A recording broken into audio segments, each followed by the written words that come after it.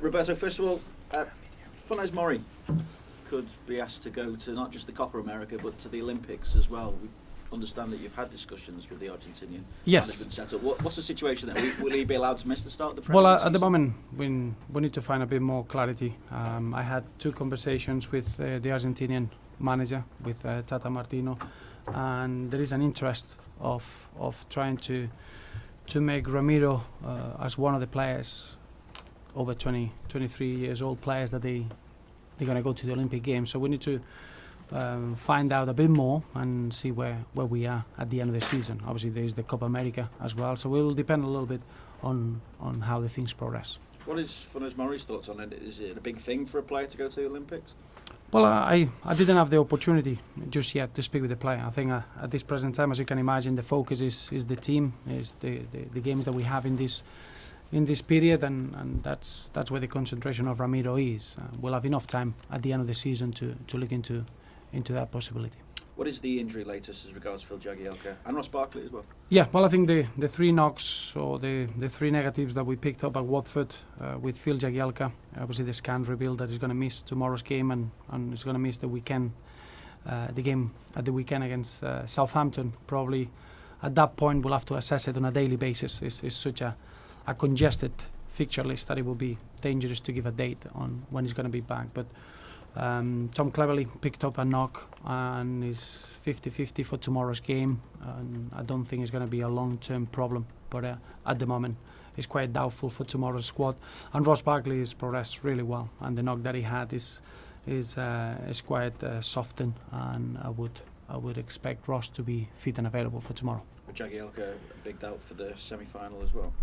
Well, I think it's too early to make that sort of assessment. I think Phil is always a quick healer.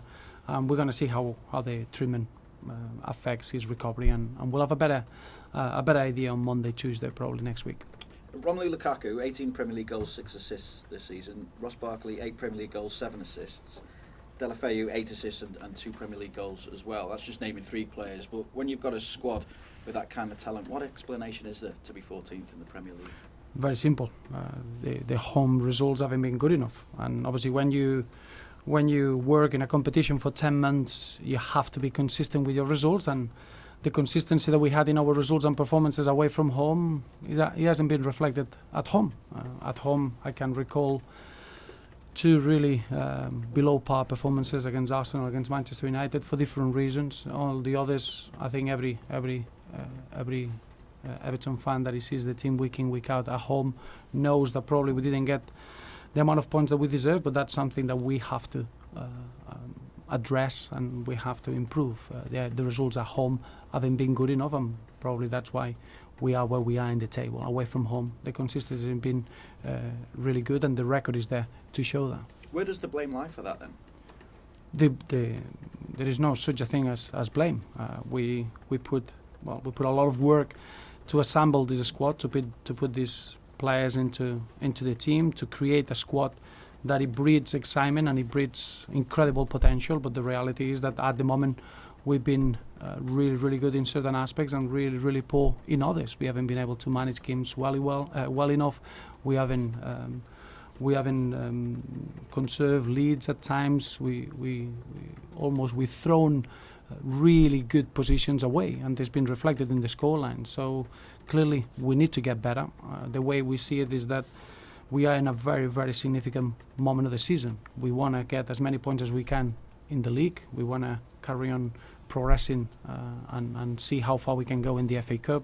We work really hard for 10 months to be in this position where we're still involved in 2 competitions and we got a lot of games in a period. So now the focus needs to be a real obsession with the game that we got ahead.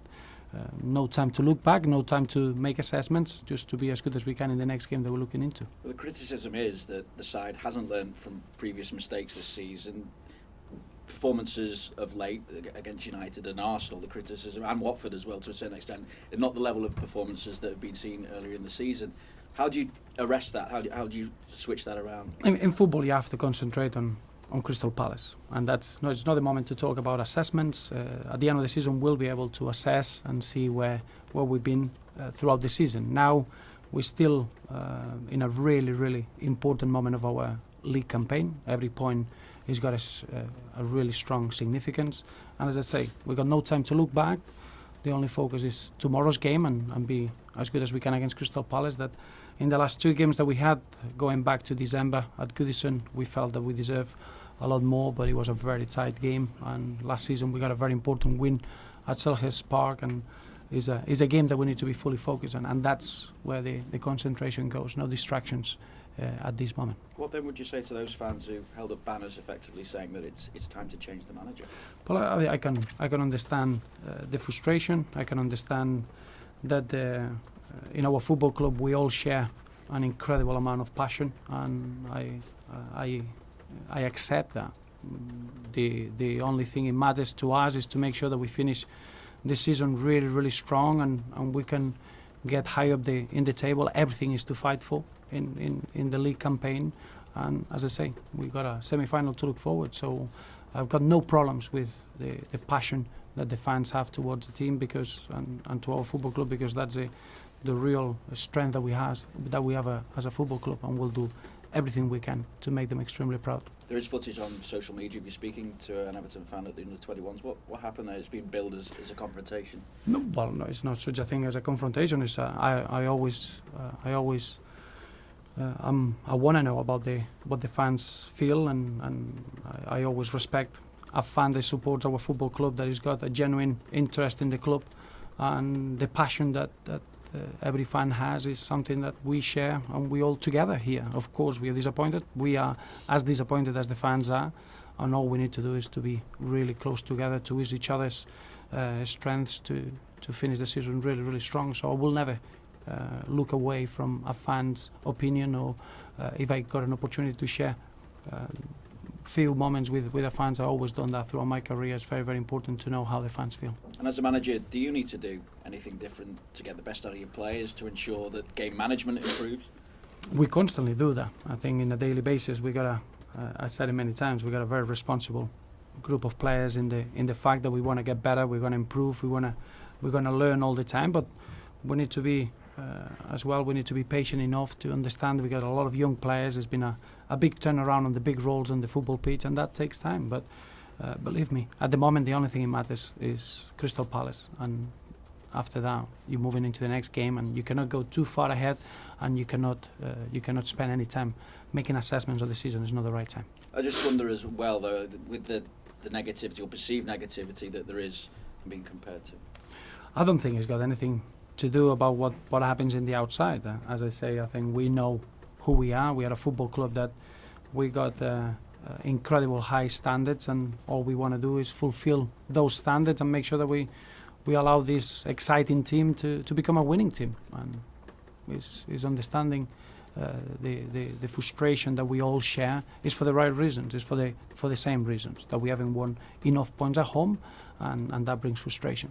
What conversation have you had with Bill Kenwright, Farhad Moshiri as well, just over the reaction that you've seen of late from the fans? The conversations are always in a very very much in a day-to-day basis, in trying to improve every aspect that we can do. But at the moment, as you can imagine, we got so many games that the only focus in matters is preparation for the Crystal Palace game. How pressurised a situation do you feel it is, Roberto, particularly with that semi-final to come? We don't look that far, and that's the reality. I think we picked up a couple of knocks or injuries that at this point you don't wanna face them. But I reiterate, the only thing that matters is preparing for the game tomorrow, and moving on and developing a really good momentum until the end of the season. So we can't look too far away. We know we got the semi-final, of course. That's something that we've earned, and we'll look forward to it, and we'll be prepared for it. But I don't think any player or anyone can think about that game just yet, because there are too many important points to fight for in the league. So what do you see is still realistic to achieve in terms of a league position this season?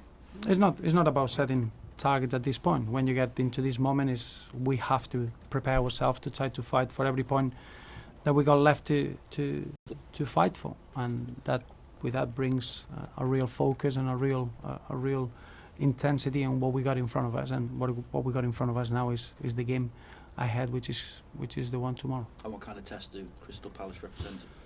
Well, I think Crystal Palace is a team that they got terrific pace in the wide areas. I think we saw it at Goodison really early in the season. They are a really strong unit. Obviously, since the turn of the year, it's been a real change on results. But after a win against Norwich, you can expect a confident side. But it's a team with a lot of experience, a lot of know-how, and a really competitive side. So really strong in their ball situations, really strong on the counter-attack, and a team that they can play with a real high intensity, and we'll have to match that. And you've lost just 3 and 21 away, conceded 22 goals. Kind of shows the contrast that there's been throughout the season, I suppose. Well, I think that's the type of level that we were looking for at the beginning of the season. Those are the sort of returns that you want away from home. It's been a really strong season. We still got a few games to go through, and we want to carry on with that level. The consistency in the performances, I think the consistency in the results, and even if you look into those games, you feel that we could get a few more points, which is always a real good target to try to improve. The contrasting form at home is where is the disappointment, and where probably is affecting us more than it should have been. I appreciate that you don't want to tell us any of the details surrounding them, but have you started making plans for for next season and the summer with maybe Bill and Farhad? Are you starting to process those now? Well, at the moment, you work, and you imagine you work in 10 months to be in this stage of the season, and is how you're going to finish in the league, how far you can take the next competition. So the focus now goes into the games that we're facing. As a football club, we always work from window to window. It's not a case of trying to plan something out of the way that we work.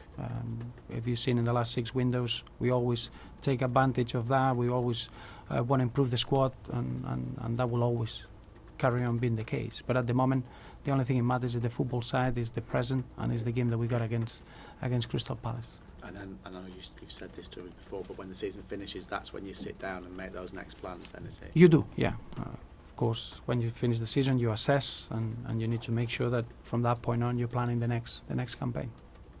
Roberto, do you feel, just briefly, that this is one of the most testing times of your managerial career so far, with all this negativity that seems to be coming right at you? No, I wouldn't say that. I think as a manager, you understand that's always the pressure that you put on yourself, and maybe with the scrutiny of the outside or not. You always follow a real intense, demanding way of working that is in the last 7 years that they've been involved in the Premier League. I would say there's been always the same, and I will never stop doing that. Sometimes there is more a better momentum in the outside, or more scrutiny, or more important moments, or that's something that you cannot control. And I think as a manager, you always concentrate on what you can affect, and that's why it's such a significant period for us, because we can affect many things from now till the end of the season. But do you put too much pressure on yourself to achieve and succeed? I think it's the only way that you can have a long-term role, if that makes sense. I think you need to be very consistent as a manager. You need to be able to work under the demands that this position requires, and I wouldn't say that that's anything different that I've done in the last 7 seasons at this level. Okay. Thank you. Thanks, Roberto. Thank you.